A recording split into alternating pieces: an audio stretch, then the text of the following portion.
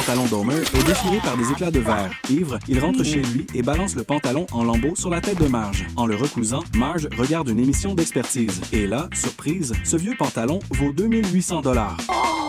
Sans hésiter, elle le cache dans sa célèbre coiffure. Pinesse, t'as une mèche rebelle. C'est réparé. Elle file à une boutique de vêtements pour le vendre. Le vendeur tente de l'arnaquer avec 50 $. Mais Marge refuse. Elle finit par le céder pour 2500. Avec l'argent en poche, elle ne sait que faire. Elle appelle Homer et découvre qu'il est parti seul voir un match de baseball. Furieuse, elle décide de le dépenser.